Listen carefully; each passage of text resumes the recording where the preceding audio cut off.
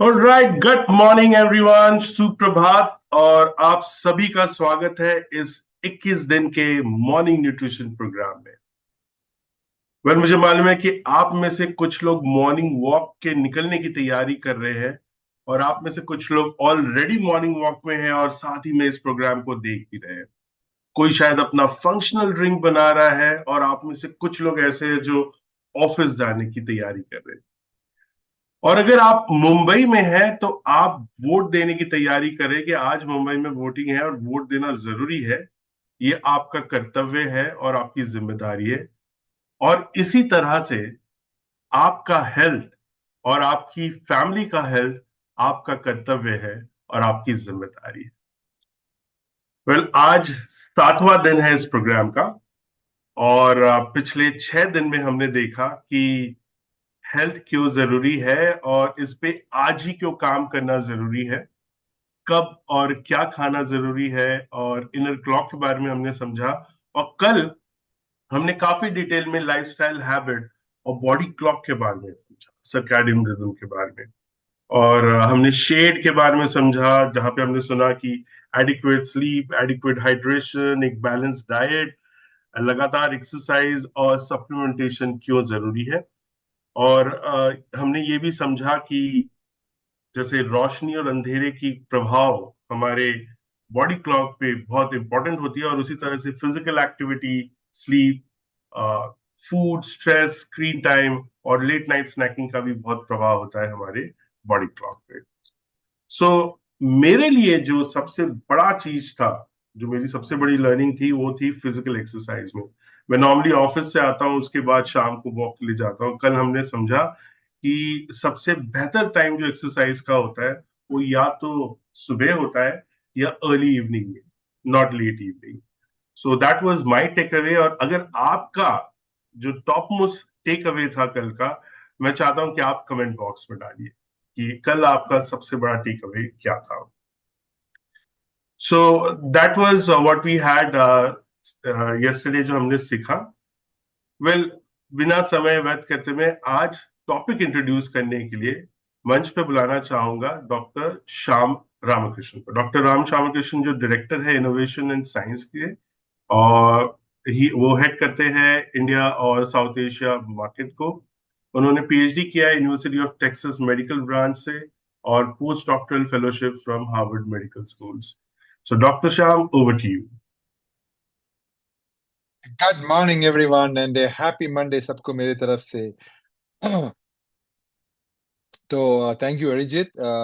मैं आपको आज एक वेरी इंटरेस्टिंग बात करना चाहता हूँ।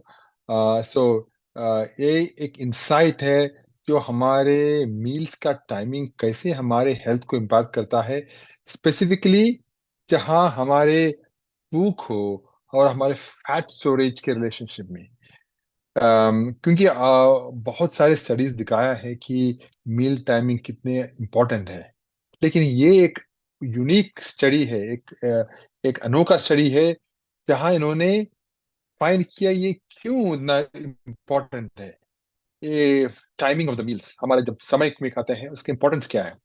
तो ये इंफॉर्मेशन ब्रिगम एंड विमेन हॉस्पिटल, जो हार्वर्ड के एसोसिएटेड हॉस्पिटल है बॉस्टन में, उनके रिसर्चर्स के एक स्टडी थे।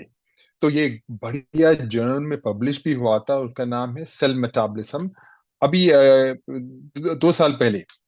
तो इसमें से हमें कुछ एक्शनेबल स्टेप्स प्रोवाइड करती है जो हम अपनी वेलबींग इंप्रूव करने के लिए बहुत फायदेमंद होगा। तो सबसे पहले चलिए उनका क्या है, उनका फाइंडिंग्स। के उनका फाइंडिंग्स बहुत इंपॉर्टेंट है, क्योंकि इस स्टडी ने ये इन्वेस्टिगेट किया कि लेट दिन में खाना लेट दिन में खाने खाने का हमारा बॉडीज पर क्या असर होता है। तो पार्टिसिपेंट्स ने, उन्होंने बहुत सारे पार्टिसिपेंट्स को ले लिया क्लिनिकल स्टडी में, और उन्होंने के इस पार्टिसिपेंट्स जो मील्स को दिन में अप्रोक्सीमेटली करीब करीब करीबन 4 घंटे लेट स्केड्यूल करते हैं। सोच लिया, ये जो पार्टिसिपेंट्स ने 4 घंटे लेट स्केड्यूल करते हैं, उन्हें भूख और भूख और उनके खाने का इतना इच्छा बहुत सारी इंक्रीज होती है। क्यों? क्योंकि उनके हॉर्मोन्स चेंज होते हैं। जो लेट खाने वाले हैं उनका हॉर्मोन्स बढ़ जाते हैं। क्या हॉर्मोन्स? उनका लेप्टिन लेवल। लेप्टिन क्या होता है? एक हार्मोन है जो हमको फुलनेस बताते हैं, हमारा दिल भर गया, हमारा पेट भर गया। वो हार्मोन बदला, उनका लेवल्स बदल जाते हैं। और दूसरी बात, कैलोरी का बर्निंग, जो हमारा कैलोरी जो हम खाते हैं और उसको बर्न करने के लिए हमारे माइटोकॉन्ड्रिया जैसा मशीन्स होते हैं, वो स्लो होती है। तो लेट खाने वालों का जो लेप्टिन हार्मोन और उनका कैलोरी बर्निंग भी स्लो होती है। तो एडिशनली उन्होंने क्या देखा कि उनका उनका चर्बी ले लिया, उनका चर्बी में उनका जीन्स देख लिया। और उन्होंने क्या, एक एक बहुत अमेजिंग फैक्ट फाइंड किया, क्योंकि उनका वो जो जीन्स है जो हमारे फैट को स्टोरेज करते हैं, हम हमारे फैट को पकड़ कर रखते हैं और हमारे फैट को बढ़ाते हैं, वो भी बढ़ गया। राइट? और जो हमारे बॉडी का मैकेनिज्म है जो फैट को ब्रेक डाउन करते हैं, वो कम हो गया। देखो, लेट खाने का, सिर्फ 4 घंटे लेट खाने का जो शिफ्ट हमारे बॉडी का पूरा मेटाबॉलिज्म को चेंज कर देते हैं। तो अब इसका मतलब हमारे लिए क्या है? बिल्कुल क्लियर है। जब हम खाना खाते हैं, ये उतना इम्पोर्टेंट है जितना कि क्या खाते हैं और कब खाते हैं। तो अपनी हेल्थ को ऑप्टिमाइज करने और ओबेसिटी का रिस्क को रिड्यूस करने के लिए हमें कुछ गाइडलाइंस कंसिडर करनी चाहिए। तो क्या है गाइडलाइंस? दिन में पहले खाना खाओ। अपने मेन मील्स को जल्दी स्केड्यूल करने की कोशिश करो। ये हमारे हंगर हॉर्मोन्स को इफेक्टिवली रेगुलेट करने में बहुत मदद करते हैं और दिन भर अच्छी एनर्जी एक्सपेंडिचर सपोर्ट करता है। दूसरी चीज, कंसिस्टेंट मील टाइम्स मेंटेन करो। उनके मतलब क्या है? कि आपका ईटिंग का, खाने का स्केड्यूल फॉलो करो, हर दिन वही टाइम पर। तो ये कंसिस्टेंसी आपके बॉडी का हंगर और फुलनेस का सिग्नल्स को मैनेज करने में मदद करते हैं। ठीक? फिर तीसरी बात, बैलेंस डाइट प्रायोरिटाइज करो। ठीक? मील टाइमिंग के साथ साथ इंश्योर करो कि आपकी डाइट बैलेंस हो, जिसमें प्रोटीन से बड़े बड़े हो और फिर थोड़े हेल्थी फैट्स और थोड़े अच्छी कार्बोहाइड्रेट्स जैसे कि फाइबर के अच्छी तरह के पोर्शंस हो। तो ये ओवरऑल मेटाबॉलिक हेल्थ को सपोर्ट करती है। तो आप जब जब सुबह आपका भोजन होते हैं, मैंने देखा था कि मेरा मेरा इन लॉस भी ज्यादातर हाई कार्ब डाइट्स खाते हैं। मुझे पता है कि उनका उनका डाइट को इतना कार्ब्स है, उनका शुगर तो शूट होते ही जा रहे हैं। तो मैंने उनको उनका डाइट में भी इंट्रोड्यूस कर दिया हमारे ऑल प्लांट प्रोटीन। और मुझे पता है क्योंकि उनका प्रोटीन लेवल तो बहुत छोटा था। फिर फोर्थ, पोर्शन साइज मॉनिटर करो। पहले खाने खाने के साथ भी हमारे कितने खाते हैं, तो वो भी जरा माइंडफुल रहो, ताकि हम ओवर ईटिंग से बचे। राइट? जो वेट गेन को कंट्रीब्यूट कर सकती है। फिर फिफ्थ है, हाइड्रेट रखो। कभी कभी हमारे बॉडी थर्स्ट को हमारे हमारे हमको जो thirsty होते हैं, वो हंगर के साथ कंफ्यूज करती है। मुझे पता है कि यू नो मैं भी जब मैं thirsty है, मैं सोचते हैं कि मुझे भूख है, लेकिन मैं जो पानी पीते हैं, मेरा भूख निकल गया। क्योंकि हमारे बॉडी उतना उतना उतने ठीक से डिफरेंशिएट नहीं कर सकते कि क्या है, हमारा भूख है या पानी पीने का आस है। राइट? तो वो देखना है। तो पानी हाइड्रेशन बहुत इंपॉर्टेंट है। फिर लास्ट में मैंने ये बहुत सारे टीम टाइम बताए हैं कि स्लीप लो, अच्छी तरह स्लीप लो। पुअर स्लीप हंगर हॉर्मोन्स को डिस्टर्ब कर सकती है और लेट नाइट स्नैकिंग लीड कर सकती है। तो हम लेट जागे जागे रहे हो तो हमारे इच्छा होती है कि अरे हम एक स्नैक खाइए, फ्रिज ओपन करके ये खाइए वो खाइए, है? तो हर रात 7 to 9 घंटे की क्वालिटी स्लीप आपके लिए उसका एम रखो। तो तो कंक्लूजन में मैं यही बताना चाहता हूँ कि टाइमिंग हमारे डाइटरी हैबिट्स का एक क्रूशल एलिमेंट है। जल्दी खाना और रेगुलर मील स्केड्यूल्स मेंटेन करने करके हम हेल्थियर लाइफस्टाइल की तरफ सिग्निफिकेंट स्टेप्स ले सकते हैं और ओबेसिटी का रिस्क को रिड्यूस कर सकते हैं। ठीक है। सो चलो माइंडफुल ईटिंग को अपनी डेली लीव्स को प्रायोरिटी बनाइए। यही था मेरा आज का सोच theme. And I have wishing a great week and a great Monday. Arijit, the stage is back to you. Thank you, Dr. Sham, for that wonderful thought for the day. Really, really deep, actually. And thank you so much for that.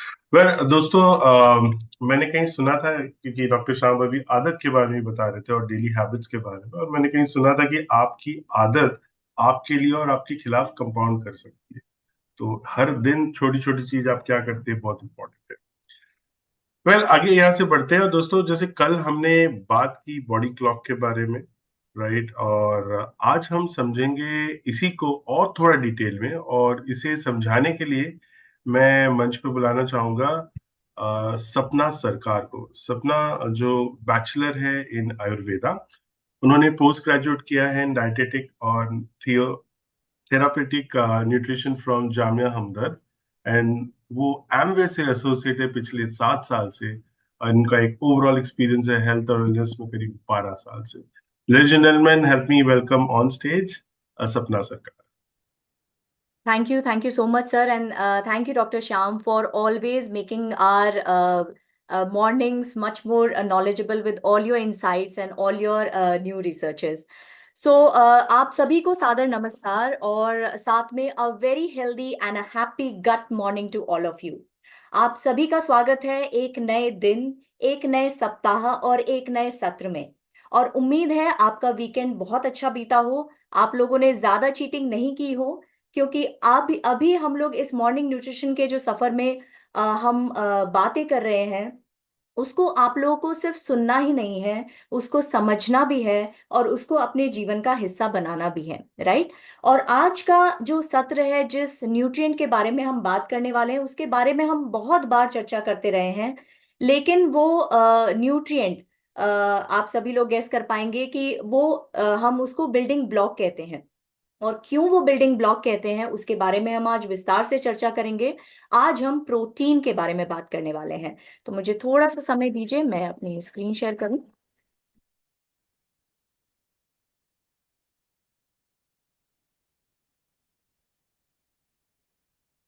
तो मुझे बताइएगा अगर मेरी screen visible है तो।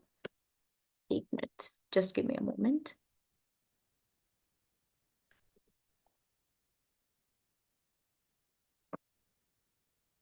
Sir, visible है मेरी screen?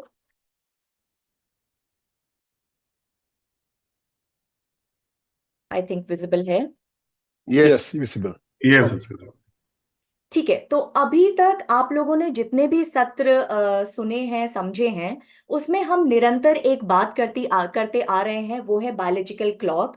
या हम उसको एक और चीज से भी कनेक्ट कर रहे हैं कि वो हमारा एक मेन स्विच है। यानी हम कंटिन्यूअसली अपने बायोलॉजिकल क्लॉक को एक मेन स्विच से जो है हमेशा कनेक्ट करते आ रहे हैं, क्योंकि कहीं ना कहीं हमारे जितने भी सारे सिस्टम हैं, वो उस मेन स्विच और वो उस मेन बायोलॉजिकल क्लॉक से कनेक्टेड है। जैसे कि कल भी हमने ये बात की कि कैसे हमारी जो लाइफस्टाइल हैबिट्स हैं, उसका जो है हमारे बायोलॉजिकल क्लॉक पे कितना सकारात्मक या कितना नकारात्मक प्रभाव पड़ सकता है। और उसी में ही एक पॉइंट था फूड का।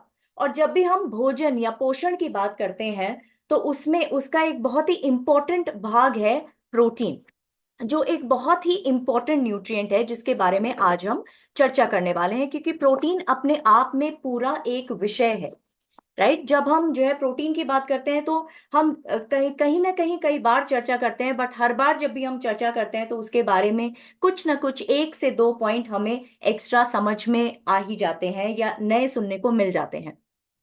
तो चलिए आप लोगों से एक प्रश्न से शुरुआत करती हूँ कि क्या आप प्रोटीन के बिना अपने जीवन की कल्पना कर सकते हैं या अपने अस्तित्व की कल्पना कर सकते हैं?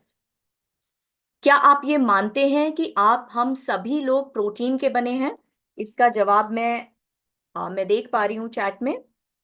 ममता जी ने बोला है यस, सत्या जी ने भी बोला है यस।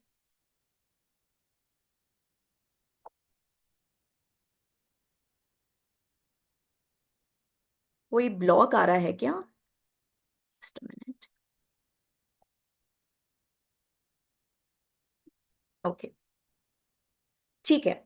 तो आप सभी लोग सही हैं कि हाँ, हम प्रोटीन के ही बने हुए हैं। काफी लोग मिक्स्ड रिएक्शंस आ रहे हैं, तो चलिए मैं आपको एक एग्जांपल देती हूँ कि अगर आप अपने शरीर में सिर्फ पानी और फैट रखें तो क्या आप अपने शरीर की कल्पना कर सकते हैं? बिकॉज उसके अलावा बाकी जो कुछ भी है वो प्रोटीन का बना हुआ है।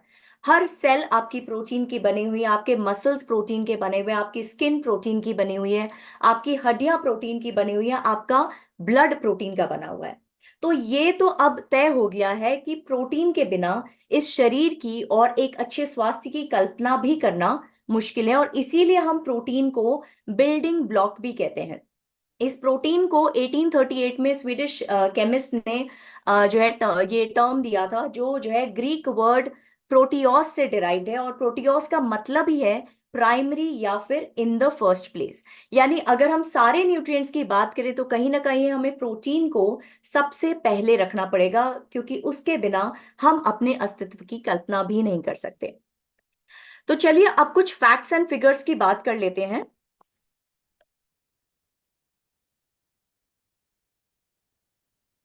A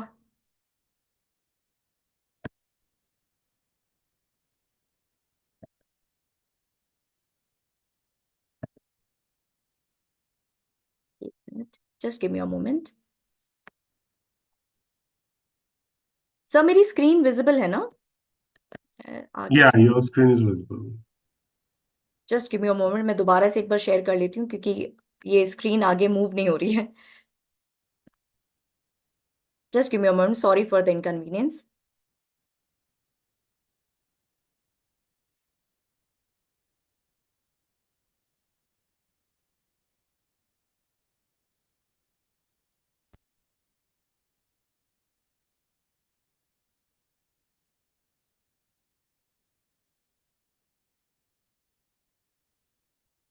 right. तो अब चलिए थोड़े से फैक्ट्स एंड फिगर्स की बात कर लेते हैं, वो भी इंडिया के परिप्रेक्ष्य में, और हम बात कर रहे हैं अवेयरनेस के तौर पे।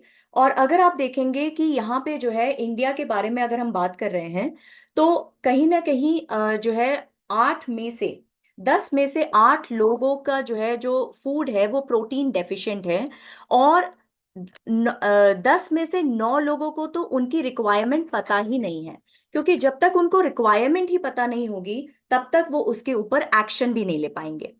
तो अभी आगे आने वाली कुछ स्लाइड्स सिर्फ फैक्ट्स एंड फिगर्स के ऊपर है, ताकि आप ये समझ सकें कि कितनी अवेयरनेस, अगर हम अपने कंट्री की बात करें तो प्रोटीन के बारे में कितने सारे मिथ्स और कितनी सारी जो है अवेयरनेस की कमी है। ठीक है, तो चलिए हम नेक्स्ट स्लाइड पे जाते हैं। तो यहाँ पे IMRB ने जो है 2017 में जो है एक सर्वे किया था, जिसमें सैंपल साइज 1260 था, जिसमें 59% वेजिटेरियन लोग थे एंड 41% जो है, सॉरी 59% नॉन वेजिटेरियन लोग थे और 41% वेजिटेरियन थे, जिसमें से 75% अपनी प्रोटीन रिक्वायरमेंट को लेके कंप्लीटली अवेयर थे, और उसमें से भी 88% का जो प्रोटीन इंटेक था वो उनकी रिक्वायरमेंट से काफी कम था। अगर हम रीजन वाइज बात करें प्रोटीन की अवेयरनेस के बारे में, तो आप देख पा रहे हैं कि नॉर्थ में प्रोटीन के विषय में जो अवेयरनेस है वो सिर्फ 2% है, साउथ में 13% है, वेस्ट में 27% है, और ईस्ट में 89% के आसपास है।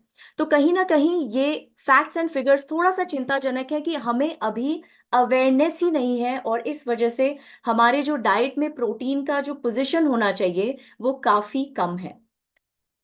अभी ये जो हम फैक्ट्स एंड फिगर्स की बात कर रहे हैं, ये हम अर्बन रिच इंडिया की बात कर रहे हैं। क्यों यहाँ पे हम एम्फसाइज कर रहे हैं अर्बन रिच इंडिया की? क्योंकि अगर हम पूरी जनसंख्या की बात करें तो हम ये कह सकते हैं कि शायद काफी जनसंख्या को अवेयरनेस नहीं है, बिकॉज वो उतने एजुकेटेड नहीं है, या उनकी जो है जितने उसके बारे में जो एजुकेट होने के जो फोरम्स हैं उस तक पहुंच नहीं है, या फिर अफोर्डेबिलिटी नहीं है। लेकिन ये जो स्लाइड है, ये जो है basically 73% of urban rich India is protein deficient, जहां पे हम ये देख सकते हैं कि जो अर्बन रिच इंडिया है उसके पास सारे रिसोर्सेज हैं अवेयरनेस इकट्ठा करने के, उसके पास अफोर्डेबिलिटी है, उसके पास ये जानकारी इकट्ठा करने के सारे संसाधन हैं कि कौन से सोर्सेज प्रोटीन रिच हैं, कौन से सोर्सेज नहीं। बट फिर भी अगर आप देखेंगे 73% of urban rich India is protein deficient, और उसमें से 62% जो है प्रेग्नेंट वुमेन और लेक्टेटिंग वुमेन भी जो है प्रोटीन डेफिशिएंसी फेस कर रही हैं। और अगर हम देखें कि अगर प्रेग्नेंट वुमेन और लेक्टेटिंग वुमेन भी प्रोटीन डेफिशिएंसी फेस कर रही हैं, तो सोचिए हमारी आगे आने वाली पीढ़ी की ग्रोथ एंड डेवलपमेंट पर भी उसका विपरीत प्रभाव पड़ेगा। भले ही वो वर्किंग वुमेन हो, होम मेकर्स हो, या फिर पुरुष हो जो अपने परिवारों के साथ रहते हैं, सभी में कहीं ना कहीं 70 से 80% की प्रोटीन की कमी देखी गई है।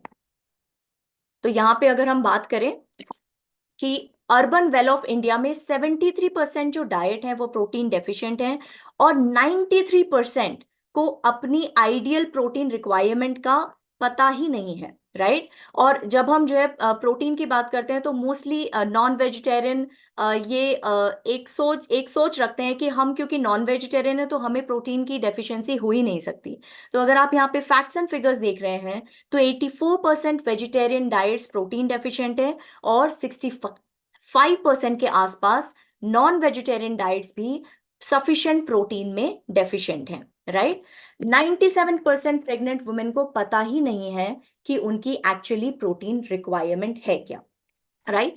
तो इस स्लाइड से हमें ये समझ में आ रहा है कि हम अगर overall urban well of India की भी बात करें तो कहीं ना कहीं वो भी प्रोटीन डेफिशिएंट के कगार पे खड़े हैं। अब ये क्यों हो रहा है? जहां तक हम प्रोटीन सोर्सेस की बात करें तो ओवरऑल एक अनअवेयरनेस है, एक अवेयरनेस की कमी डेफिनेटली है, बिकॉज उसके बारे में बहुत सारे मिथ्स भी हैं। तो सबसे पहला तो मिथ है कि आप जो है जो प्रेग्नेंट एंड लेक्टेटिंग वुमेन है उनको ये लगता है कि अगर हम जैसे हम प्रेग्नेंट हैं या लेक्टेशन फेज में हैं, तो अगर हम बहुत सारे फ्रूट्स एंड वेजिटेबल्स खा रहे हैं तो उससे हमारी प्रोटीन की कमी पूरी हो जा रही है, जो एक पूरी तरह से गलत अवधारणा है। दूसरी तरफ कुछ लोग सोचते हैं कि हाँ, मैं समझ रही हूँ आपके लिए विश्वास करना थोड़ा मुश्किल है, क्योंकि आप हमसे जुड़े हुए हैं और आपको पता है कि प्रोटीन के सोर्सेस क्या हैं, प्रोटीन की इंपॉर्टेंस क्या है। बट अगर ग्राउंड रियलिटी में जाएंगे तो आपको ये सारे सवाल डेफिनेटली दिखाई देंगे, या लोग ये पूछते हुए सुनाई देंगे आपको कि हम तो बहुत सारा ग्रीन लीफी वेजिटेबल खाते हैं, या हम बहुत सारा फ्रूट्स एंड वेजिटेबल्स खाते हैं, तो फिर क्यों हमें प्रोटीन अलग से लेने की जरूरत है।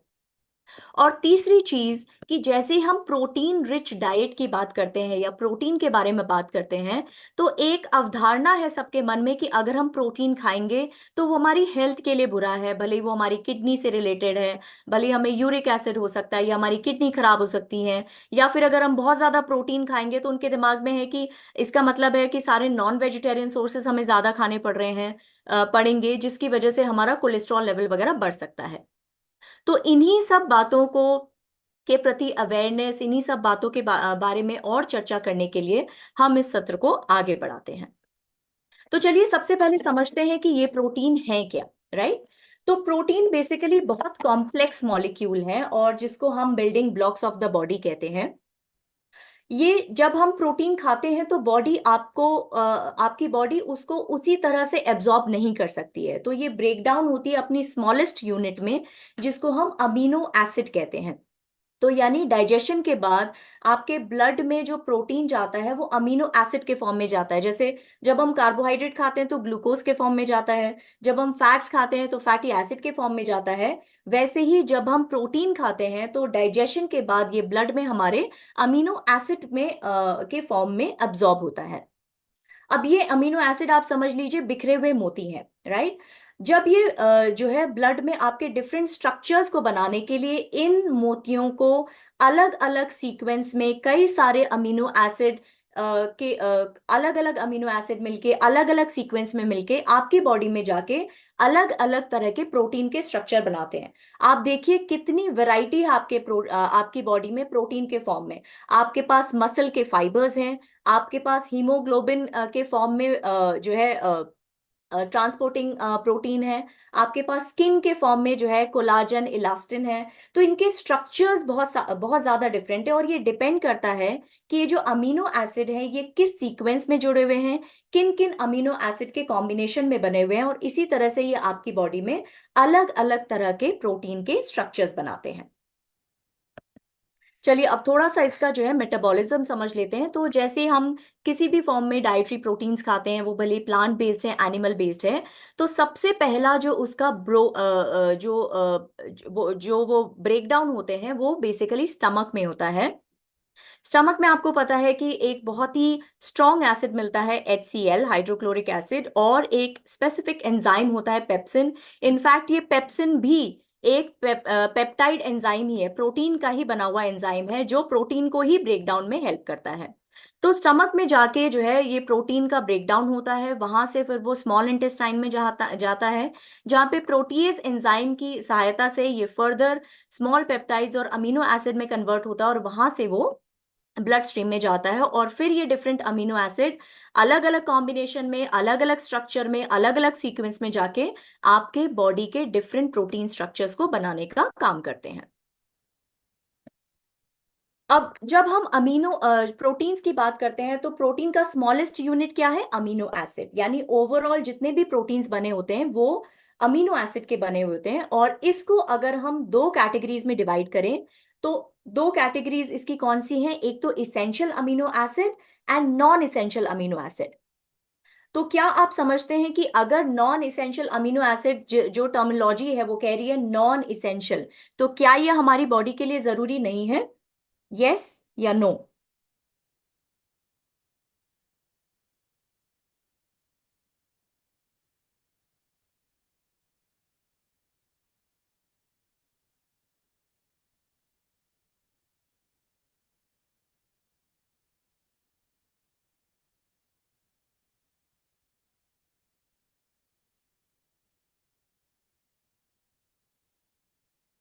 ठीक है, मैं देख पा रही हूँ कि कुछ लोग नो कह रहे हैं, कुछ लोग यस कर रहे हैं। तो मैं यहाँ पे थोड़ा सा ये क्लियर कर दूं कि जब हम इसेंशियल और नॉन इसेंशियल अमीनो एसिड की बात करें, तो ऐसा नहीं है कि नॉन इसेंशियल अमीनो एसिड हमारी बॉडी के लिए जरूरी नहीं है। लेकिन थिंक स्क्रीन पे कुछ ब्लैक आ रहा है, I am trying to remove it. हाँ, आई थिंक चला गया, राइट? ओके।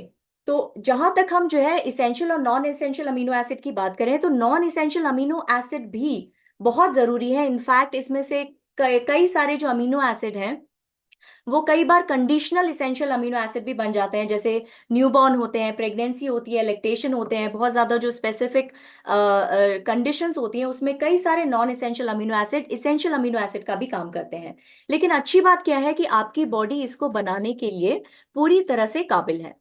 तो इसीलिए इसेंशियल अमीनो एसिड हमारे लिए बहुत जरूरी हो जाते हैं, क्योंकि ये हमारी बॉडी बना नहीं पाती है, और इसीलिए हमें इसको डाइट से लेना बहुत जरूरी है। इसीलिए हम इसको इसेंशियल अमीनो एसिड कहते हैं।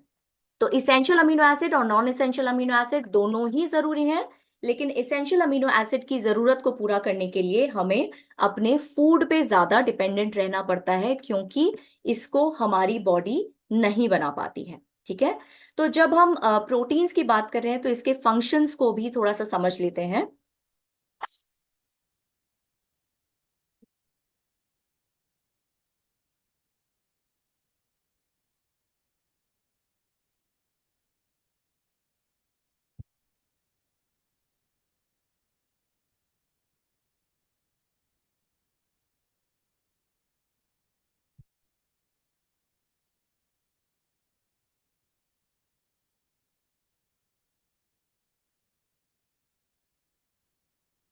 मैं बार बार मिस कर जा रही हूँ, एक minute, sorry for this.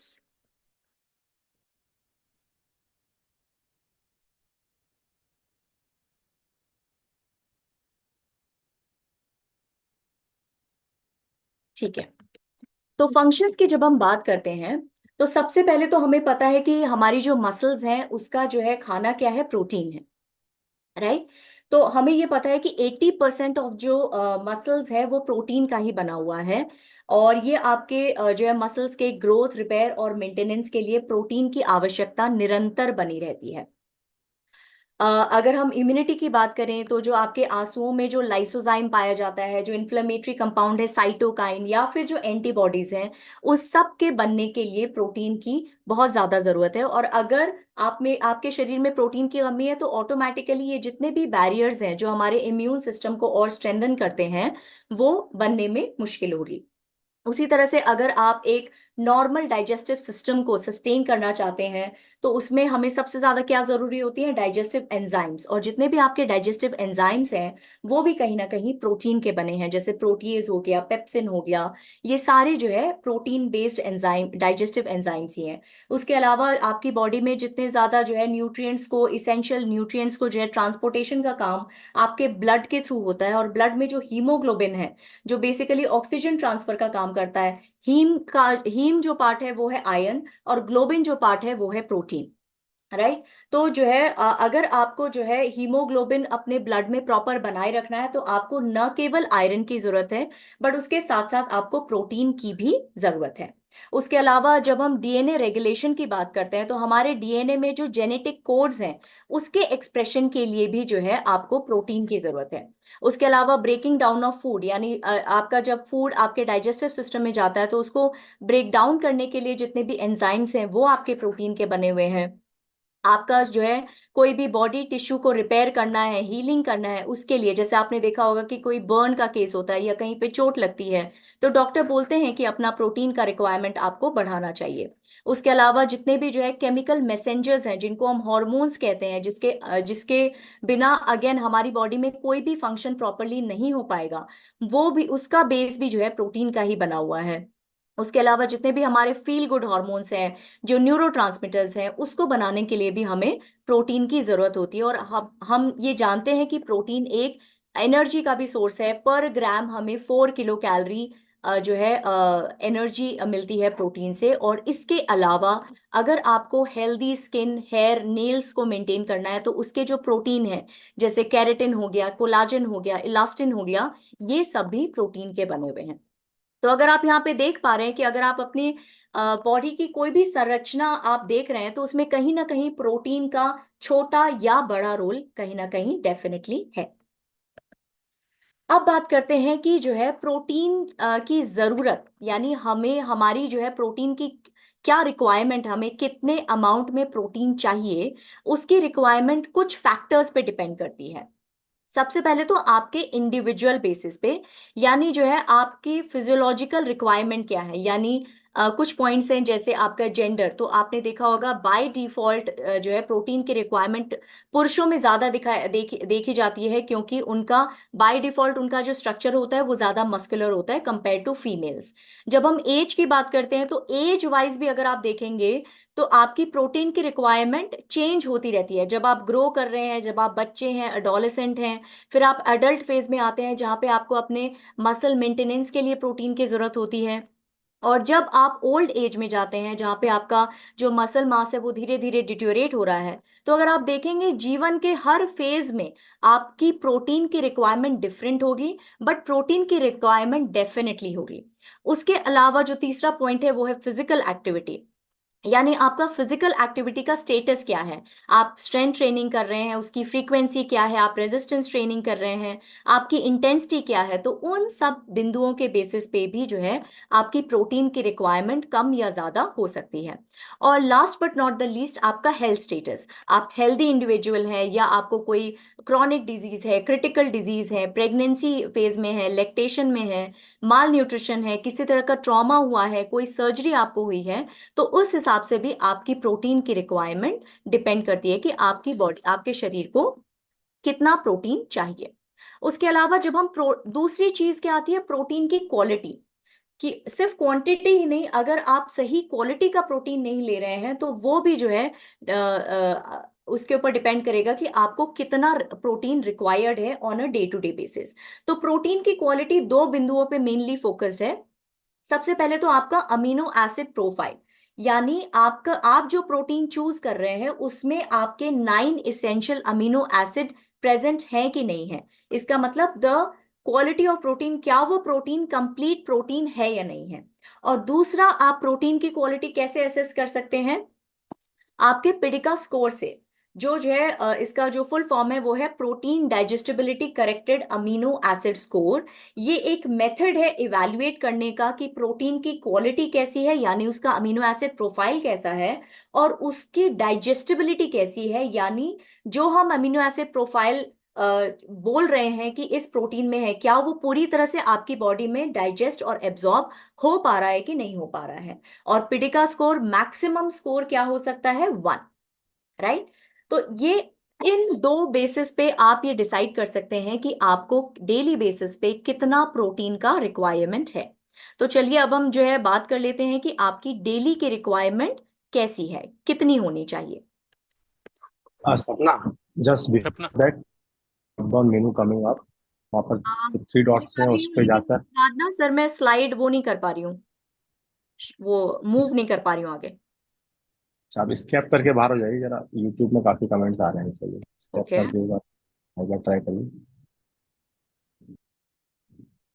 Let Mohit or somebody run the deck and Sapna can say slide change and we can probably do that.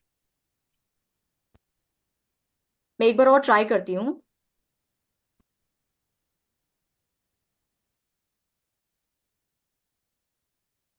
देख पा रहे हैं आप? बट उसके बाद में स्लाइड आगे नहीं मूव कर पा रही हूँ। I am so sorry. Okay, now it's working.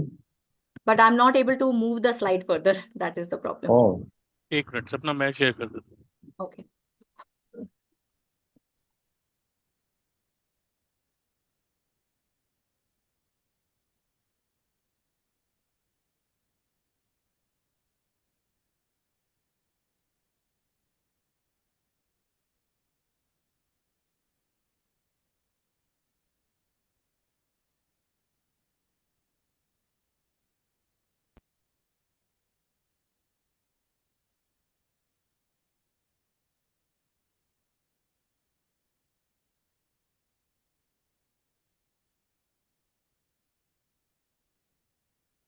चलिए, तो अब जो है हमने ये समझ लिया कि किन दो बिंदुओं के आधार पर आप ये डिसाइड करेंगे कि आपकी बॉडी की डेली रिक्वायरमेंट क्या है। And as per the regulatory authorities अगर हम देखेंगे तो नेक्स्ट स्लाइड में हम समझ पाएंगे कि आपकी डेली रिक्वायरमेंट कितना होना चाहिए। Next slide please. तो यहाँ पे आप देखिए कि आपकी प्रोटीन की रिक्वायरमेंट, जैसे हमने कहा कि फिजिकल एक्टिविटी पे डिपेंड करती है, जेंडर पे डिपेंड करती है, तो यहाँ पे फिजिकल एक्टिविटी के हिसाब से बताया हुआ है कि आपकी डेली की प्रोटीन की रिक्वायरमेंट कितनी है। तो अगर आप यहाँ पे देखेंगे कि सेडेंट्री इंडिविजुअल के हिसाब से 0.8 ग्राम पर केजी बॉडी वेट, अगर आप जो है एथलेटिक एक्टिविटीज में इन्वॉल्व हैं तो 1.1 टू 1.4 ग्राम पर केजी बॉडी वेट, अगर आप एंड्योरेंस एथलीट हैं तो 1.2 टू 1.4 ग्राम पर केजी बॉडी वेट, और अगर आप वेट लिफ्टिंग या स्ट्रेंथ ट्रेनिंग में इन्वॉल्व हैं तो 1.2 टू 1.6 ग्राम पर केजी बॉडी वेट के हिसाब से आपकी प्रोटीन रिक्वायरमेंट होनी चाहिए। बट दुख की बात यह है कि हम उतना भी नहीं, अपनी जरूरत के हिसाब से उतना भी कंप्लीट नहीं कर पा रहे हैं।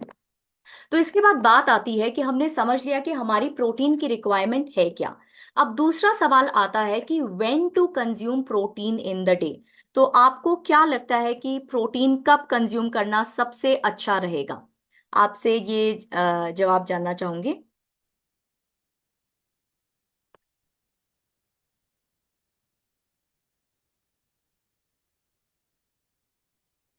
ठीक है, तो यस, आई थिंक हम सभी लोग अब मॉर्निंग न्यूट्रिशन के तहत ये समझने लगे हैं कि अगर हम मैक्सिमम अपना न्यूट्रिशन मॉर्निंग में लेंगे तो हमारा जो है प्रोटीन का जो टैंक है वो भरा हुआ रहेगा, राइट। तो इस इंपॉर्टेंट न्यूट्रिएंट को अगर हम सुबह की तरफ लेंगे तो हमारा शरीर इसका पूरा पूरा फायदा उठा पाएगा।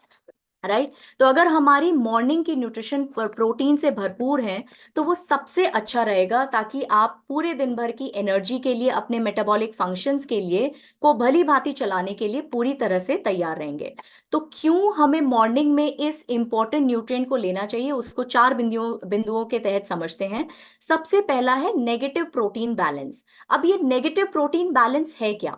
तो जब आपके सेल्स का प्रोटीन टैंक खाली हो जाता है, उसको हम कहते हैं नेगेटिव प्रोटीन बैलेंस।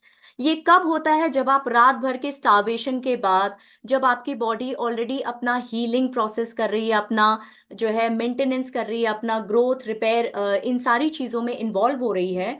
तो क्या हो रहा है कि हर सेल में जो प्रोटीन है वो यूज हो जा रहा है, जितने भी अमीनो एसिड हैं वो यूटिलाइज हो गए हैं।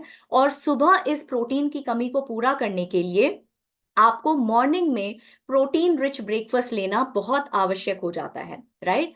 ताकि आपके जो मेटाबॉलिक फंक्शंस हैं उसके लिए आपके सेल्स के पास सफिशिएंट क्वांटिटी में प्रोटीन पूरी तरह से हो।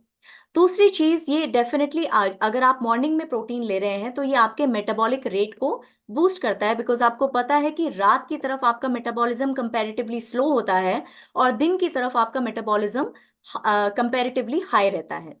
साथ में आपको पता है कि प्रोटीन जो है आपके मसल मास को जो है इम्प्रूव करने के लिए, उसको स्ट्रेंथन करने के लिए जो है यूटिलाइज होता है। और जितना आपका हायर मसल मास रहेगा उतना आपका मेटाबॉलिज्म बूस्टेड रहेगा। तो कहीं ना कहीं ये आपके मेटाबॉलिक रेट को भी बूस्ट करने में हेल्पफुल रहता है। तीसरी चीज, ये आपके बॉडी को सस्टेन्ड एनर्जी देता है। सस्टेन्ड एनर्जी यानी क्योंकि प्रोटीन धीरे धीरे बॉडी में डाइजेस्ट होता है, तो ये आपके बॉडी को एनर्जी भी धीरे धीरे देता है। यानी लंबे समय तक आपको, अगर आपने अपना ब्रेकफास्ट प्रोटीन रिच खाया है तो लंबे समय तक आपको ये एनर्जी महसूस होती रहेगी और सडन एनर्जी क्रैश नहीं होगा। And last but not the least, higher thermic effect. तो अगर आप देखेंगे कार्बोहाइड्रेट और फैट के कंपैरेटिव में जो प्रोटीन का जो थर्मिक इफेक्ट है वो काफी ज्यादा है। इनफैक्ट 25 to 30% आपका प्रोटीन का थर्मिक इफेक्ट ज्यादा है। अब थर्मिक इफेक्ट है क्या, तो इसको मैं एक एग्जांपल से समझाती हूँ।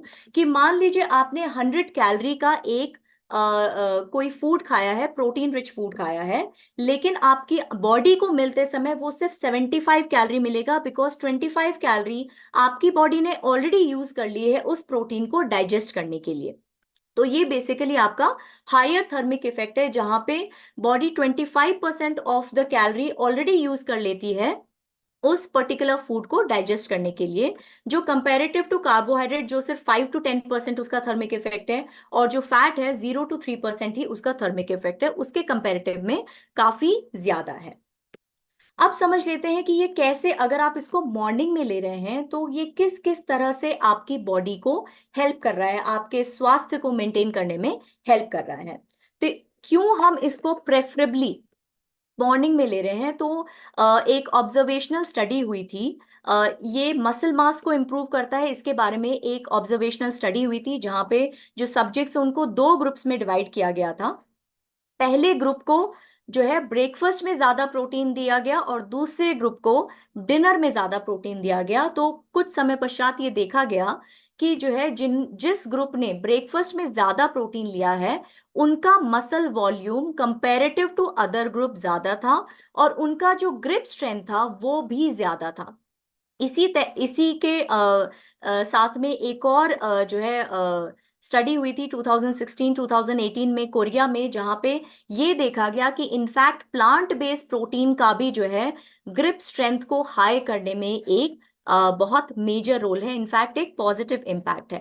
तो ओवरऑल अगर आप ब्रेकफास्ट अपना प्रोटीन रिच रख रहे हैं तो वो आपके मसल मास को इम्प्रूव कर रहा है, ये इस स्टडी से जो है प्रूव हो गया। और साथ ही वो आपको क्या दे रहा है, आपके मेटाबॉलिज्म ऑप्टिमल हो रहा है, यानी आपका मेटाबॉलिज्म अपने मैक्सिमम लेवल पे काम कर रहा है, आपका मेटाबॉलिक हेल्थ इंप्रूव हो रहा है, आपकी फिटनेस इंप्रूव हो रही है, और आपकी overall over the period of time आपकी जो क्वालिटी ऑफ लाइफ है वो भी इंप्रूव्ड दिखाई देगी। ठीक है, अब चलते हैं नेक्स्ट पॉइंट की, अगर आप मॉर्निंग में लेते हैं प्रोटीन तो ये कैसे आपके वेट मैनेजमेंट को इंप्रूव करता है।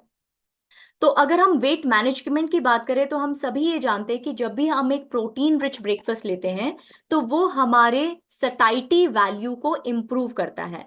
क्योंकि जब भी हम प्रोटीन लेते हैं और स्पेशली अगर हम मॉर्निंग में ले रहे हैं तो वो हमारे सटाइटी वैल्यू को इम्प्रूव करता है। इनफैक्ट ये भी देखा गया कि अगर आप प्रोटीन के साथ फाइबर का कॉम्बिनेशन करते हैं तो वो आपके सटाइटी को मैक्सिमम बढ़ा के देता है। स्टडीज के तहत ये देखा गया है कि अगर आप प्रोटीन रिच ब्रेकफास्ट लेते हैं तो वो आपकी क्रेविंग को भी 60% तक कम करता है। तो कहीं ना कहीं जब आपकी क्रेविंग्स कम होगी, आप लंबे समय तक जो है फुल महसूस करेंगे, तो ऑटोमेटिकली आपकी जो चॉइसेस हैं, फूड की चॉइसेस हैं, वो बेहतर होती जाएंगी, जो आपको इनडायरेक्टली वेट मैनेजमेंट में हेल्प करेंगी। दूसरी चीज, जब जो है आप प्रोटीन रिच ब्रेकफास्ट लेते हैं तो वो आपके मेटाबॉलिक रेट को कंपैरेटिवली हाई करता है। इनफैक्ट ये देखा गया है कि जब आप प्रोटीन का जो है इस्तेमाल मॉर्निंग में सबसे ज्यादा करते हैं तो उसका जो एनर्जी बर्निंग कैपेसिटी है वो ऑलमोस्ट दुगना हो जाता है। और इन दो बिंदुओं की वजह से हम ये समझ सकते हैं कि अगर आप मॉर्निंग में अपना न्यूट्रिशन प्रोटीन रिच रख रहे हैं तो वो आपको एक इफेक्टिव वेट मैनेजमेंट भी देने में मदद करेगा या सहायक होगा। तो अब ये समझ में आ गया कि आपके जो है मसल मास को इम्प्रूव करता है, आपके जो है वेट मैनेजमेंट में एक इफेक्टिव, बहुत इफेक्टिव है। तीसरा पॉइंट, ये कैसे हमें मदद करता है, बेटर मेंटल हेल्थ की तरफ। तो आपने देखा होगा कि, अगर आप समझें इस बात को कि ब्रेन आपकी डेली एनर्जी का 20% तक कंज्यूम करता है। तो अगर आपको एक बेटर मेंटल हेल्थ चाहिए, अगर आपको दिन भर में बेटर फोकस चाहिए, आपका मूड बेटर होना चाहिए, आपकी प्रोडक्टिविटी अच्छी रहे, तो उसके लिए बहुत जरूरी है कि आपका जो प्रोटीन का टैंक है वो मॉर्निंग में फुल रहना चाहिए, राइट? ताकि आपके जो उससे जो आपके जो एनर्जी लेवल है वो लंबे समय तक अच्छे रहें। इनफैक्ट जो है आप ये भी समझें कि जब आप प्रोटीन रिच ब्रेकफास्ट लेते हैं तो उससे आपके जो इंसुलिन स्पाइक्स हैं वो सडन इंसुलिन स्पाइक्स नहीं होते हैं, जिसकी वजह से आपके ब्लड में जो ग्लूकोज लेवल है वो लंबे समय तक स्टेबल रहता है। जब लंबे समय तक ग्लूकोज लेवल स्टेबल रहेगा तो ऑटोमेटिकली वो आपको सस्टेन्ड एनर्जी देता रहेगा। एंड हम सभी ये जानते हैं कि प्रोटीन को डाइजेस्ट होने में थोड़ा टाइम लगता है, क्योंकि ये स्टमक से धीरे धीरे डाइजेशन की इंटेस्टाइन में जाता है और वहां से धीरे धीरे ब्लड में आता है। तो जब इसका डाइजेशन स्लो होगा, इसका जो है एनर्जी, जो अमीनो एसिड आ रहे हैं वो आपके ब्लड में धीरे धीरे आएंगे, आपके शुगर लेवल स्टेबल रहेंगे, आपके एनर्जी लेवल भी स्टेबल रहेंगे। इससे क्या होगा, आपके जो है परफॉर्मेंस इंप्रूव होगी, मूड अच्छा रहेगा, आपका दिन भर जो अलर्टनेस है वो अच्छा रहेगा और ओवरऑल आपकी प्रोडक्टिविटी अच्छी रहेगी। इसमें एक बिंदु और जोड़ने की कोशिश कर रही हूं यहाँ पे कि जो आपके न्यूरोट्रांसमीटर हैं, जैसे आपका गाबा हो गया, गामा अमीनोब्यूटारिक एसिड, या आपका डोपामिन जिसको हम फील गुड हॉर्मोन्स कहते हैं, उनके बनने के लिए भी प्रोटीन की जरूरत है, स्पेसिफिक अमीनो एसिड की जरूरत है। इसीलिए आपका मॉर्निंग में प्रोटीन का टैंक फुल होना बहुत बहुत जरूरी है। तो अब हम ये समझ गए कि आपको मसल मास अगर इंप्रूव करना है, आपको अगर इफेक्टिव वेट मैनेजमेंट चाहिए, और अगर आपको बेटर मेंटल हेल्थ चाहिए, तो मॉर्निंग में प्रोटीन का कंज्यूम करना बहुत सहायक रहेगा। अब हमें ये समझ में आ गया कि हमको कब खाना है, कितना खाना है, कब खाना है। लेकिन अब हमें ये भी समझना है कि क्या हमें अब ये सवाल आता है कि क्या पूरे दिन भर का प्रोटीन हमें एक बार में खा लेना चाहिए या पूरे दिन भर में बांट बांट कर खाना चाहिए।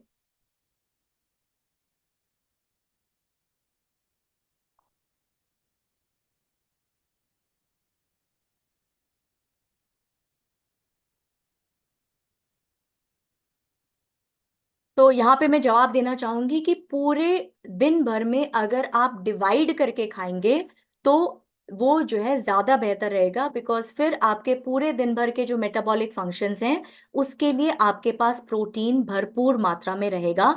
लेकिन मॉर्निंग की शुरुआत डेफिनेटली आपको प्रोटीन रिच ब्रेकफास्ट से, या जो भी आप पहला मील ले रहे हैं उसमें प्रोटीन की सही क्वांटिटी से डेफिनेटली करनी चाहिए। क्योंकि अगर आप हमारे इंडियन डाइट को देखें तो कॉमन प्रैक्टिस क्या है कि जो प्रोटीन का कंजम्पशन है वो ब्रेकफास्ट में लोएस्ट है और डिनर में हाईएस्ट है। यानी वो आप किसी भी रीजन की बात कर लें, आप नॉर्थ ले लें, ईस्ट ले लें, वेस्ट ले लें, साउथ ले लें, आप जितने भी ब्रेकफास्ट देंगे देखेंगे उसका जो बेस है वो मेनली कार्बोहाइड्रेट है, उसमें प्रोटीन की कमी हमेशा रहती है। तो अब क्योंकि अब हम ये समझ चुके हैं कि प्रोटीन क्यों इंपॉर्टेंट है और मॉर्निंग में लेना क्यों इंपॉर्टेंट है, मैं ये उम्मीद करूंगी कि आप सभी लोग कॉन्शियसली अपने मॉर्निंग न्यूट्रिशन में प्रोटीन को ऐड करने का एक जो है प्रयास जरूर करेंगे। क्योंकि क्लिनिकल स्टडी के हिसाब से आपने ये देख लिया है कि अगर हम जो है प्रोटीन रिच ब्रेकफास्ट करते हैं वर्सेस पुअर प्रोटीन, तो अगर हम जैसे अभी हमने जो देखा था कि अगर हमारा ब्रेकफास्ट प्रोटीन रिच है या जो है अगर हमारा ब्रेकफास्ट पुअर जिसमें प्रोटीन की मात्रा कम है, तो उस हिसाब से अगर देखा जाए उसका रिजल्ट क्या आया था कि जिन लोगों का ब्रेकफास्ट प्रोटीन रिच है उनका मसल मास इंक्रीज्ड रहता है। तो इसलिए आपके स्वास्थ्य के डिफरेंट एस्पेक्ट्स को जो है पूरा करने के लिए ये जरूरी हो जाता है कि आप अपने ब्रेकफास्ट में प्रोटीन की मात्रा को बनाए रखें और बढ़ाए रखें। चलिए अब नेक्स्ट स्लाइड में हम ये समझेंगे कि अगर हम प्रोटीन ले रहे हैं तो प्रोटीन को लेने की हमारी प्रॉपर स्ट्रैटेजी क्या होनी चाहिए, यानी अगर हम अपनी मॉर्निंग को प्रोटीन रिच बनाना चाहते हैं या ओवरऑल न्यूट्रिशन को हम प्रोटीन रिच बनाना चाहते हैं, तो उसके लिए हमें किन बिंदुओं का ध्यान रखना पड़ेगा ताकि हमारा जो शरीर है वो उसका सही और अधिकतम इस्तेमाल कर सकें। तो कौन से ऐसे वो 4 बिंदु हैं जो हमने अभी डिस्कस किए। सबसे पहले तो ये समझिए कि आपकी एक्टिविटी के हिसाब से आपका जो डेली प्रोटीन इनटेक है वो कितना है। उसके बाद ये देखिए कि आप जो प्रोटीन चूज कर रहे हैं उसकी क्वालिटी क्या है, यानी उसका अमीनो एसिड प्रोफाइल क्या है, क्या वो कंप्लीट प्रोटीन है कि नहीं है। तो जनरली अगर हम प्रोटीन क्वालिटी की बात करते हैं तो उसको हम अगेन 2 तरह से डिवाइड करते हैं, complete protein and incomplete protein. तो मोस्टली जितने भी जो है एनिमल बेस्ड प्रोटीन होते हैं वो कंप्लीट प्रोटीन की कैटेगरी में आते हैं क्योंकि उसमें सारे के सारे 9 इसेंशियल अमीनो एसिड मिलते हैं। लेकिन जब हम इनकम्प्लीट प्रोटीन की बात करते हैं तो सोया के अलावा मोस्टली जितने भी प्लांट बेस्ड प्रोटीन है वो इनकम्प्लीट प्रोटीन है क्योंकि उसमें 1 से 2 अमीनो एसिड की कमी हमेशा रहती है। तो अगर हम उसमें और इसीलिए जो है अगर हम प्लांट बेस्ड प्रोटीन है तो आपने देखा होगा कि हम हमेशा से जैसे राजमा चावल खाते हैं या दाल चावल खाते हैं ताकि वो एक कंप्लीट प्रोटीन बन जाए। जो तीसरा बिंदु है जिस पे हमें ध्यान देना है वो है प्रोटीन की टाइमिंग। पहले तो मॉर्निंग में तो प्रोटीन रखना ही रखना है और उसके अलावा भी बाकी जो प्रोटीन का रिक्वायरमेंट है वो पूरे दिन भर में आप डिस्ट्रीब्यूट करके लीजिए रादर देन एक बार में, क्योंकि ये देखा गया है कि आप एक बार में 25 to 30 gram maximum protein easily digest and absorb कर सकते हैं, राइट। तो प्रोटीन की टाइमिंग के साथ साथ प्रोटीन का डिस्ट्रीब्यूशन भी समझना बहुत जरूरी है। चलिए अब नेक्स्ट स्लाइड की तरफ बढ़ते हैं। तो यहाँ पे हमने कुछ प्रोटीन के सोर्सेज जो है दिखाए हुए हैं। तो यहाँ पे आप देखिए प्लांट बेस्ड प्रोटीन भी है, एनिमल बेस्ड प्रोटीन भी है। लेकिन जब हम देख रहे हैं तो एनिमल बेस्ड प्रोटीन बहुत कम है, इनफैक्ट प्लांट बेस्ड प्रोटीन बहुत ज्यादा है। लेकिन फिर भी हमारे ब्रेकफास्ट में प्रोटीन की कमी हमेशा साफ झलकती है, भले ही वो कोई सा भी रीजन हो। तो अगर हम थोड़ी सी क्रिएटिविटी, थोड़ा सा इमेजिन और थोड़ी सी बेसिक तैयारी कर लें तो हमारा मॉर्निंग न्यूट्रिशन भी प्रोटीन से भरपूर हो सकता है। क्योंकि जब हम प्रोटीन रिच ब्रेकफास्ट की बात करते हैं तो हमारे दिमाग में सिर्फ आता है कि या तो हम दूध ऐड कर सकते हैं या तो हम एग ऐड कर सकते हैं, उसके अलावा कोई और ऑप्शन आता ही नहीं है। तो उसी से रिलेटेड आप देखेंगे कि आने वाली स्लाइड में आपको कुछ प्रोटीन रिच ब्रेकफास्ट और plant based protein rich breakfast के एग्जाम्पल्स दिए हुए हैं। Next slide please. तो यहाँ पे आप देखेंगे कि हमने जो है ग्रीन पी से जो है चीला या पैनकेक्स बनाए हुए हैं। सोया उपमा एक अच्छा प्रोटीन रिच ब्रेकफास्ट हो सकता है, या फिर बेसन डोसा या बेसन चीला हो सकता है। अब क्यों मैं यहाँ पे बार बार प्रोटीन, प्लांट बेस्ड प्रोटीन पे ज्यादा जोर दे रही हूँ, इसको आने वाली स्लाइड में हम थोड़ा सा और ज्यादा समझेंगे। चलिए नेक्स्ट स्लाइड की तरफ चलते हैं। तो प्लांट बेस्ड प्रोटीन की इंपॉर्टेंस हमारे स्वास्थ्य पर क्या हो सकती है, इसको समझने से पहले मैं ये पूछना चाहूंगी कि आप में से कितने लोग ब्लू जोन जैसे एक टर्मिनोलॉजी को समझते हैं। क्या आप में से कोई जानते हैं कि ब्लू जोन क्या है?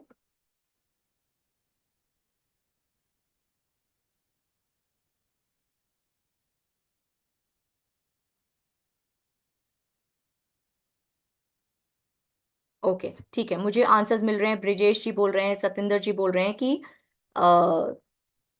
ब्लू जोन वो जानते हैं। ठीक है, जो जानते हैं और जो नहीं भी जानते उनके लिए मैं बता दूं कि ब्लू जोन दुनिया के वो क्षेत्र हैं जहां पर पॉपुलेशन, जो जनसंख्या है उसका, उसके जो अधिकांश लोग हैं वो अपनी उम्र से ज्यादा जीते हैं। और अपनी उम्र से ज्यादा जीते हैं, मैं कहने का मतलब है रोग मुक्त जीते हैं। इसका मतलब उनका जो क्वालिटी ऑफ लाइफ है वो बहुत ही अच्छा है। अब उसके पीछे की जो है वजह जानने की कोशिश करते हैं। तो यहाँ पे आप देख पा रहे हैं उसके पीछे की चार वजह हैं। सबसे पहले तो उनका फूड मेजरली प्लांट बेस्ड है, और वो जब खाते हैं तो वो मॉडरेशन में खाते हैं, वो कभी भी अपनी लिमिट से ज्यादा नहीं खाते हैं। दूसरी चीज, इस क्षेत्र के लोग, ये पांच क्षेत्र हैं जो जो है United States, Italy, Costa Rica, Greece और जापान में है। और इनका सबसे पहले डाइट मेजरली प्लांट बेस्ड है, और ये इस क्षेत्र में रहने वाले लोग किसी ना किसी मूवमेंट में इन्वॉल्व रहते हैं, जैसे वॉकिंग हो गया, गार्डनिंग हो गया, फार्मिंग हो गया। इनका तीसरा पॉइंट क्या है, इनका जीवन के प्रति जो दृष्टिकोण है वो बहुत सकारात्मक है, और इनका जो सोशल कनेक्ट है वो बहुत स्ट्रॉन्ग है, राइट। हालांकि सारे क्षेत्र में जो जनसंख्या है या जो ये लोग हैं वो स्ट्रिक्ट वेजिटेरियन नहीं है, लेकिन इनका जो खान पान है वो अधिकांशतः प्लांट बेस्ड ही है। तो अगर हम देखेंगे नेक्स्ट स्लाइड में, आप देख पाएंगे कि इनका खान पान का तरीका कैसा है। तो अगर आप देखेंगे डेली बेसिस पे ये नट्स लेते हैं, पानी का इंटेक बहुत अच्छा रहता है इनका।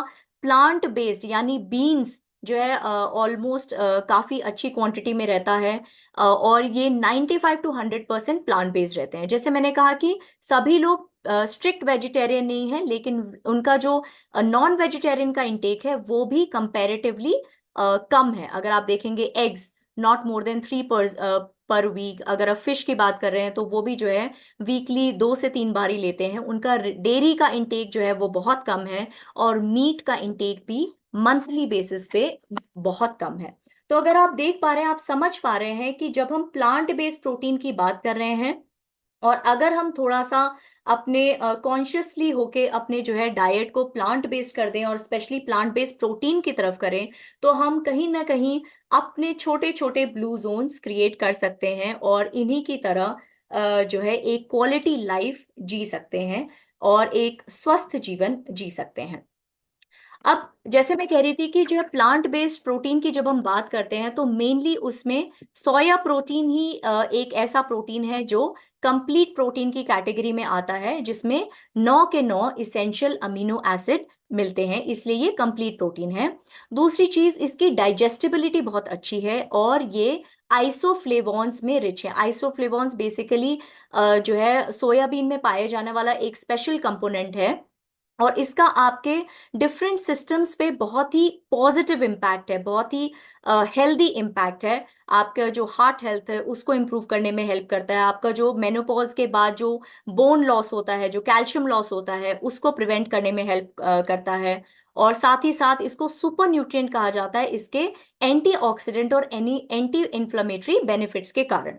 उसके अलावा आजकल के टाइम पे अगर आप देखें तो बहुत सारे लोग लैक्टोज इंटॉलरेंट हैं। तो जो लोग लैक्टोज इंटॉलरेंट हैं उनके लिए अगर हम कंप्लीट प्रोटीन की बात करें तो सोया प्रोटीन एक बहुत अच्छा सोर्स माना जा सकता है। और क्योंकि ये प्लांट बेस्ड है, ऑटोमेटिकली इसका जो सैचुरेटेड फैट है ये लो है, और ये जो है लो इन सैचुरेटेड फैट और कोलेस्ट्रॉल है। तो कहीं ना कहीं ये हमारे ओवरऑल स्वास्थ्य के लिए एक बहुत अच्छा ऑप्शन बन सकता है।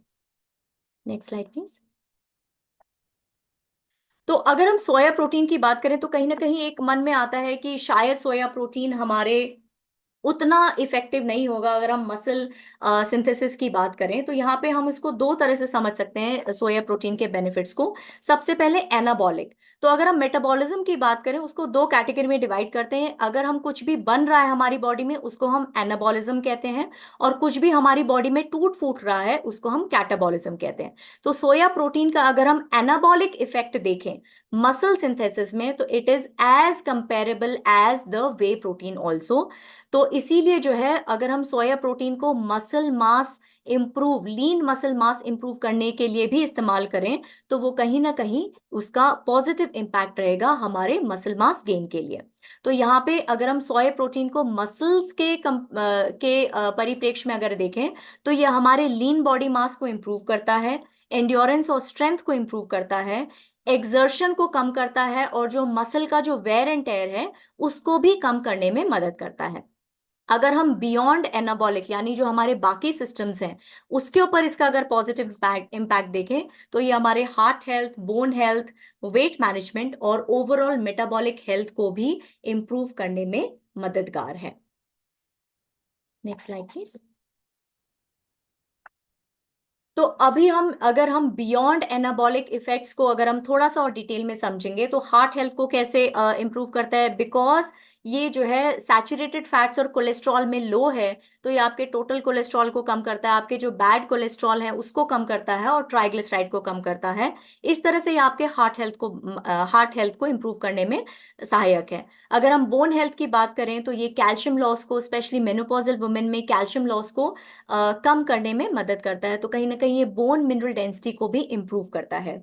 मेटाबॉलिक हेल्थ की बात करें तो ये आपको एक सटाइटी की फीलिंग देता है और जो है आपका जो एनर्जी एक्सपेंडिचर को उसको बढ़ाता है और इनडायरेक्टली आपके वेट मैनेजमेंट में हेल्प करता है, बिकॉज जो आपके ब्लड शुगर को प्रॉपरली मेंटेन रखता है, आपके फैट बर्निंग को इम्प्रूव करता है, आपके लीन बॉडी मास को इम्प्रूव करता है। तो कहीं ना कहीं आप देख पा रहे हैं कि सोया प्रोटीन की जब हम बात करते हैं वो सिर्फ मसल्स ही नहीं, इनफैक्ट बियॉन्ड मसल्स यानी anabolic, beyond anabolic effects of soya protein की बात करें तो हमारे जो मेजर सिस्टम्स हैं, heart health, metabolic health, weight management, bone health, उन सभी में इस सोया प्रोटीन का एक पॉजिटिव इम्पैक्ट देखने को मिलता है। Next slide please. अब सोया प्रोटीन के आसपास बहुत सारे मिथ्स एंड फैक्ट्स हैं और जब आप ग्राउंड में जाते हैं, आप जब लोगों से मिलते हैं तो डेफिनेटली ये सवाल ये जो गलत अवधारणाएं हैं ये डेफिनेटली आप इसका सामना जरूर करते होंगे और कहीं ना कहीं आप सबके मन में भी ये रहता होगा कि सोया प्रोटीन अगर हम ज्यादा क्वांटिटी में लेंगे, कंटिन्यूस लेंगे तो क्या ये सारी प्रॉब्लम हो सकती है कि नहीं हो सकती है। तो इन गलत अवधारणाओं को जो है पूरी तरह से निरर्थक साबित करने के लिए ये स्लाइड हमने यहाँ पे स्पेशली रखी है ताकि आपके पास सारे जवाब हों जब भी सोया प्रोटीन से रिलेटेड कुछ भी गलत अवधारणा आपके सामने आ रही है। तो सोया प्रोटीन ये कहा जाता है कि जो है वो आपके रिप्रोडक्टिव हॉर्मोन्स को अफेक्ट करता है, तो ये पूरी तरह से गलत है। सोया प्रोटीन में डेफिनेटली आइसोफ्लेवोन्स प्रेजेंट होते हैं जो फाइटोइस्ट्रोजन कैटेगरी में आते हैं, लेकिन करंट स्टडीज में कहीं भी ये सजेशन या कंक्लूजन नहीं है कि सोया का कोई सिग्निफिकेंट रोल है मेल फीमेल हार्मोन्स को अफेक्ट करने के लिए। दूसरी चीज आपने ये सुना होगा कि सोया अगर हम खाएंगे तो अर्ली प्यूबर्टी शुरू हो जाएगी, यानी जो मेच्योरिटी है वो जल्दी आ जाएगी, तो ये भी बिल्कुल गलत अवधारणा है। कोई भी रिसर्च ये कंक्लूड नहीं करती है कि सोया के सेवन से प्यूबर्टी जल्दी शुरू हो जाती है।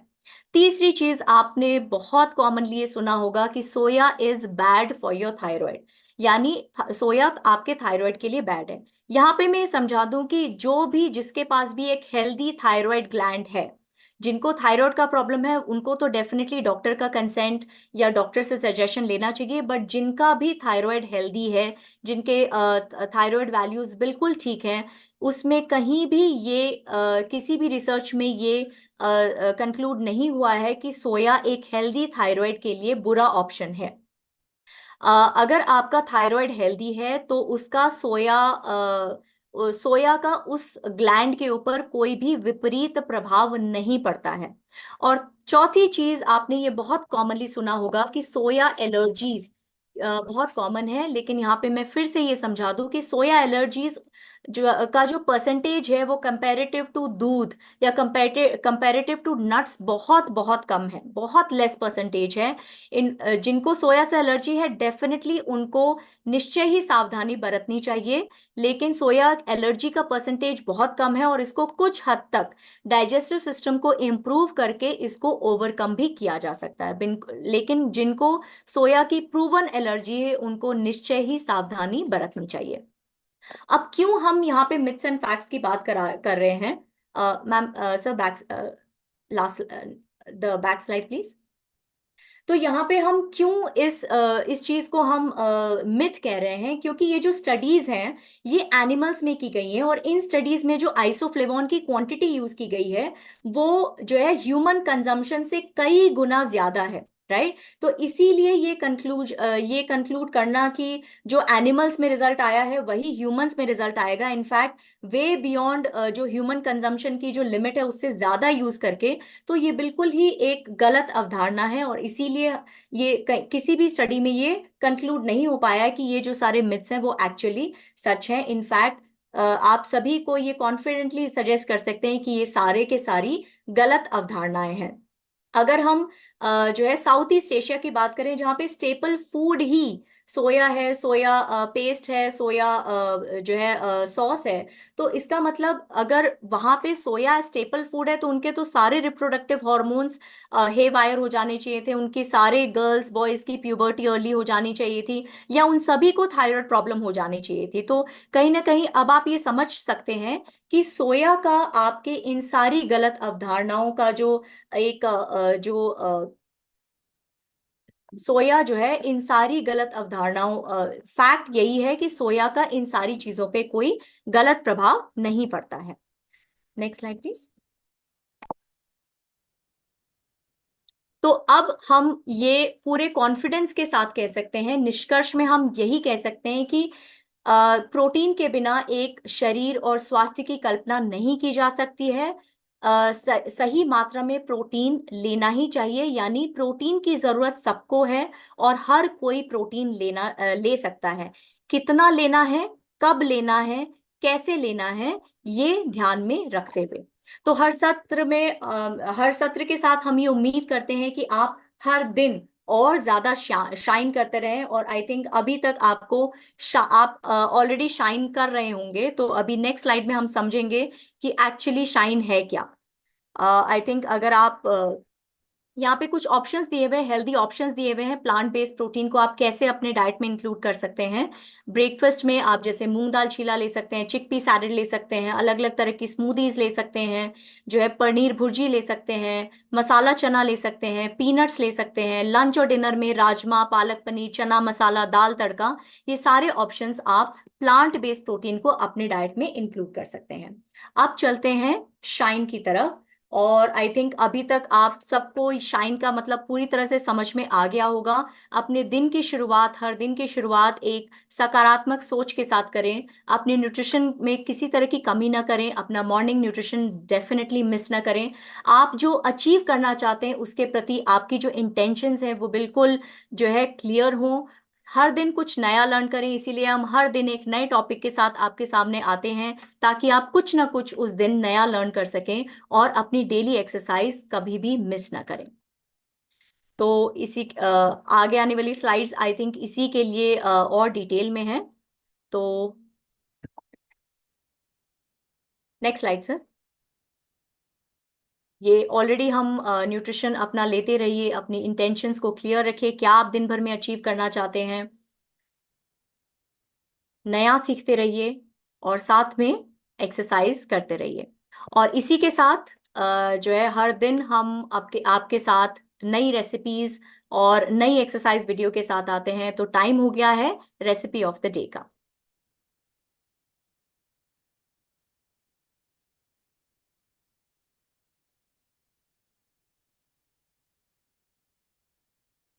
मोहित सर आप करेंगे या मैं करूं?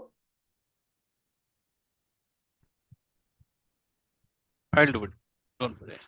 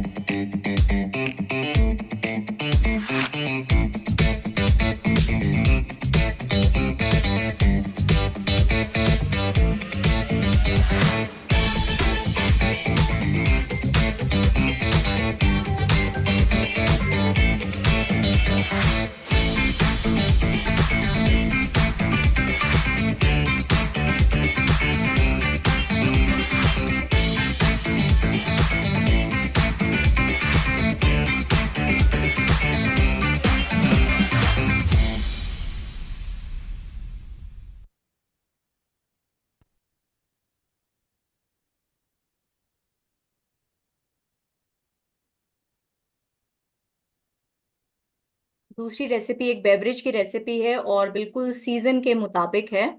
उम्मीद है आप सभी लोग इसको ट्राई जरूर करेंगे।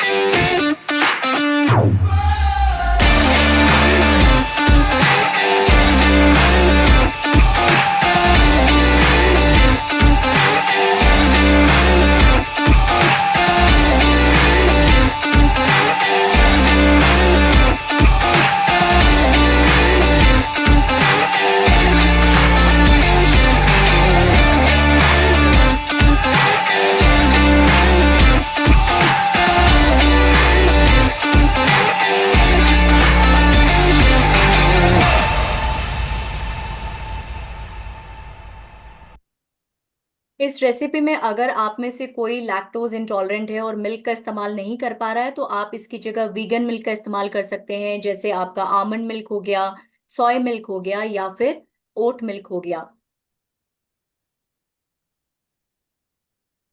अब इतना हम लोग खा पी रहे हैं तो उसको बर्न करने के लिए डेफिनेटली एक्सरसाइज भी बहुत जरूरी है। तो अब नेक्स्ट वीडियो आपका एक्सरसाइज का है।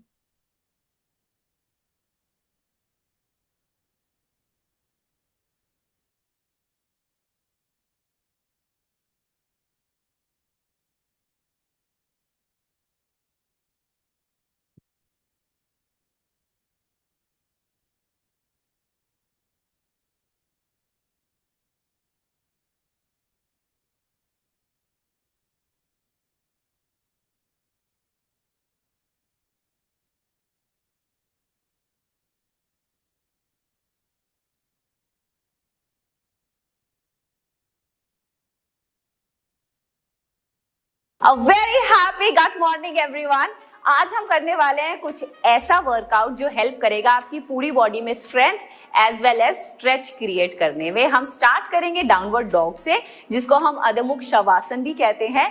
और डाउनवर्ड डॉग की मूवमेंट के बाद हम इसमें कुछ वेरिएशंस ऐड करेंगे और उस वेरिएशंस में हम इस मूवमेंट को डाउनवर्ड डॉग से प्लैंक में लेकर जाएंगे, फिर वापस डाउनवर्ड डॉग में और फिर प्लैंक में। ये बहुत ही इफेक्टिव होने वाला है आपकी कोर स्ट्रेंथ के लिए, इनफैक्ट आपकी लोअर बॉडी के स्ट्रेच के लिए भी। अगर आप चेयर्स पे बहुत लंबे टाइम तक बैठते हैं तो आपके ये सारे के सारे मसल्स बहुत स्टिफ हो जाते हैं और उन्हीं मसल्स को रिलैक्स करने के लिए, स्ट्रेच करने के लिए और उनमें वो फ्लेक्सिबिलिटी मेंटेन करने के लिए ये बहुत इफेक्टिव होने वाला है। So let's get started with the movement of downward dog, और इसको हम अधोमुख शवासन भी कहते हैं।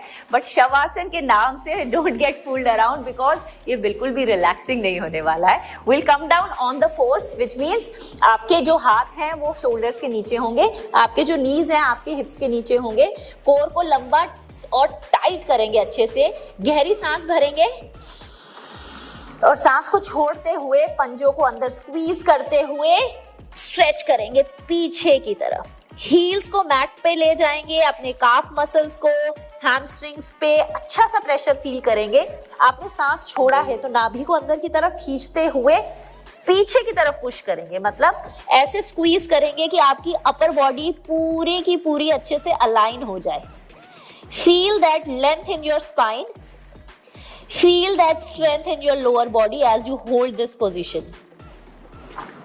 जितनी देर आप इस पोजीशन में रहेंगे आपके लिए बहुत फायदेमंद है कि एज यू कैन सी कि सारा का सारा जो ब्लड फ्लो है वो आपकी ब्रेन की तरफ आ रहा है। तो ये स्ट्रेस रिलीफ के लिए बहुत अमेजिंग पोज है, आपको अच्छे से रिलैक्स करता है।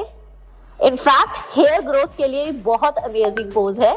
और अगर किसी कारण से आपकी हील्स मैट तक नहीं जा रहे हैं तो आप वॉक द डॉग कर सकते हैं, मतलब सांस भरते और छोड़ते हुए घुटनों को अंदर की तरफ स्ट्रेच करेंगे और दूसरी लेग को बाहर की तरफ, इस तरह से। हम इस मूवमेंट को वॉक द डॉग कहते हैं और अगेन बहुत इफेक्टिव मूवमेंट है आपकी स्पाइन में वो लेंथ लाने के लिए, वो स्ट्रेच लाने के लिए।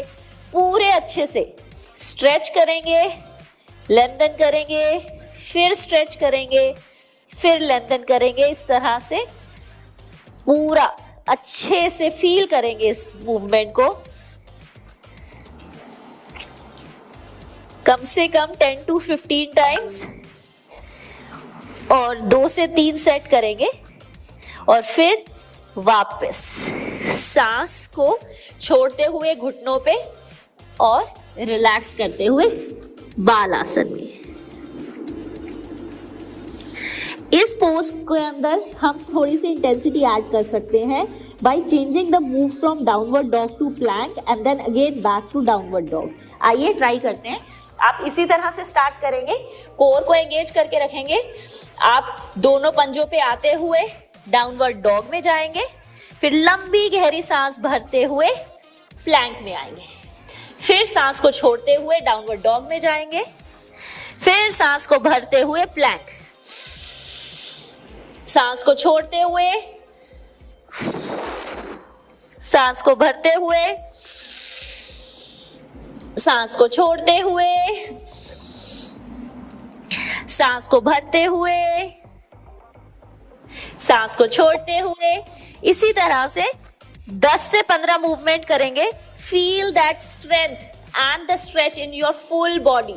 ये बहुत ही अमेजिंग मूव है, बट वो सभी लोग जिनकी रिस्ट में हल्का सा पेन रहता है, आप इसी मूव को अपने एल्बोज पे भी कर सकते हैं। स्ट्रेच करेंगे और फिर वापस प्लैंक में। I hope you all enjoyed practicing this downward dog to plank movement. This is very effective movement और कोशिश करके again आप इसको हर दिन ऐड कर सकते हैं अपने शेड्यूल में।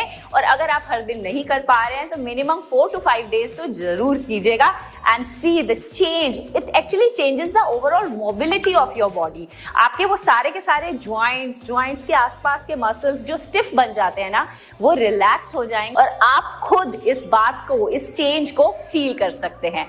So keep rocking. चलिए, रेसिपी हो गई, एक्सरसाइज हो गया, और मैं कुछ सवाल देख रही थी कि अगर आपको थायराइड प्रॉब्लम है या यूरिक एसिड की प्रॉब्लम है तो ये बहुत ज़रूरी है कि आप किसी भी प्रोटीन कंजम्पशन से पहले आपको हमेशा डॉक्टर से बात करनी है। डॉक्टर के कंसेंट के साथ ही जो वो येस या नो कहें उसी हिसाब से आपको जो है प्रोटीन का कंजम्पशन करना है। अपने आप कोई डिसीजन नहीं लेना है।